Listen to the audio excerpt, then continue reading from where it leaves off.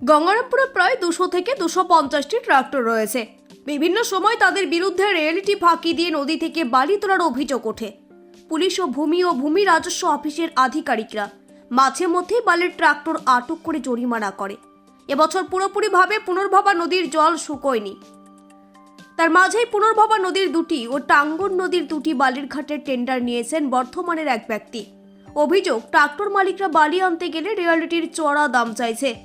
Reality ও বালির দাম কম নিতে হবে এবং ছোট ছোট ঘাটগুলি স্থানীয়দের টেন্ডার দেবার দাবিতে অনির্দিষ্টকালের জন্য ট্রাক্টর ধর্মঘটের ডাক দিয়েছেন মালিকরা।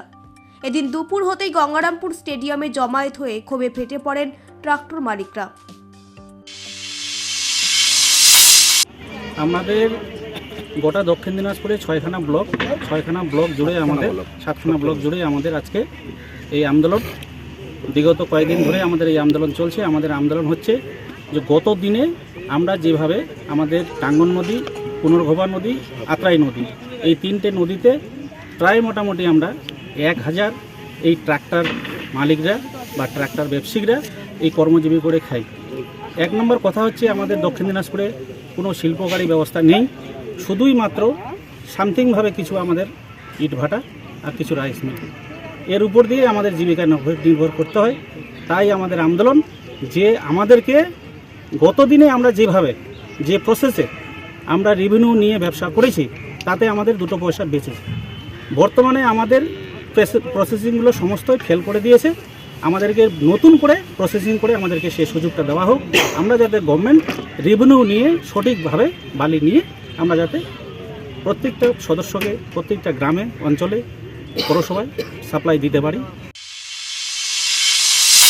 আমরা এখানে আলোচনা করছি যে বিষয় নিয়ে মূল সমস্যা আমাদের এখানে হয়তো 200 ট্রাক্টর মালিক আছে। 200 ট্রাক্টর মালিকের সঙ্গে আরও 3 দুগুণ 600 শ্রমিক আছে। এই 600, 200, 800 বা 1000 পরিবার এই বালির ব্যবসার উপর নির্ভরশীল করে জীবিকা নির্বাহ করে। কিন্তু 2 বছর যাবৎ দেখছি আমরা বাইরের লোক এসে ঘাট টেন্ডার নিয়ে আমাদের গাড়িগুলোকে চলাচল বন্ধ করে দিচ্ছে। তারা রয়্যালটিটাও দিচ্ছে না আমাদের। আমরা রয়্যালটি চাইলে তারা 3 গুণ দাম বেশি চাচ্ছে। হ্যাঁ, বালি চাইলে বালু 2-4 গুণ বেশি চাচ্ছে। কিন্তু আমাদের এখানকার সব রাব বালু। মানে কোথাকার ঘটনা?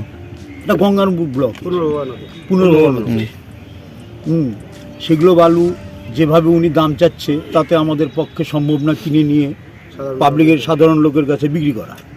তা সেই সুবাদেই আমরা বলতে চাচ্ছি যে আগের যে ছোট ছোট ঘাটগুলো আছে সেগুলোকে টেন্ডার করে দিয়ে, খুব তাড়াতাড়ি টেন্ডার করে দিয়ে, এবং আমরা যেন রয়্যালটি দিয়ে বালু বেচতে পারি তার সুব্যবস্থা করে দেওয়ার জন্য আমাদের এই আন্দোলন। আপনার নাম? আমার নাম নীলরতন ঘোষ। আমাদের বিক্ষোভ হচ্ছে, আমরা ক্ষুদ্র ট্র্যাক্টর মালিক, কারো লোন দিয়ে ট্র্যাক্টর নিয়েছি, 2-1 জন অনেক গরিব মানুষ আছি যে আমরা লোন টোন করে নিয়ে ট্র্যাক্টরগুলো নিয়ে আমরা জীবন জীবিকা করি। পাশাপাশি আমরা গত 2 বছর ধরে যেই সমস্যায় পড়েছি সেই সমস্যা হলো আমরাকে ঠিকমতো রয়্যালটি দিচ্ছে না, আমরা ঠিকমতো ব্যবসা করতে পারছি না, সরকারিগতভাবে খুব আমাদের উপরে চাপ হচ্ছে। আমরা সরকারি দপ্তরে গেলে আমাদেরকে বলে তোমরা রয়্যালটি দিয়ে করো, অথচ আমরা রয়্যালটি, একজন বর্ধমানের লোক এসেছে আমাদের পুনর্ভবা নদীতে, সে 2টা নদীতে 2টা ঘাট পেয়েছে, ওদের কাছে যদি আমরা রয়্যালটি চাইতে যাই সে রয়্যালটির দাম নিচ্ছে 1000 আর বালির দাম আলাদাভাবে নিচ্ছে 500। 1500 টাকা দিয়ে আমাদের এখানে যে রাববালি, সেই রাববালি 1500 টাকা দিয়ে আমরা বিক্রি করতে পারি না। আমরা যদি ওখানেই ঘাটে পয়সা 1500 টাকা দেই তাহলে তো আমরা কোনো রকম ব্যবসা করতে পারছি না। তার জন্যই আমাদের আজকে আন্দোলন। পাশাপাশি হচ্ছে আমরা গোটা দক্ষিণ দিনাজপুর জুড়ে প্রত্যেকটি ব্লকে যারা ট্র্যাক্টরওয়ালা আছে প্রত্যেকেরই একই সমস্যা, বাইরের লোক এসে টেন্ডার নিচ্ছে, অথচ আমাদের দক্ষিণ দিনাজপুরের লোক যারা ছোটোখাটো ঘাট চালাইতো তাদেরকে কোনো রকম কাগজ দেওয়া হচ্ছে না।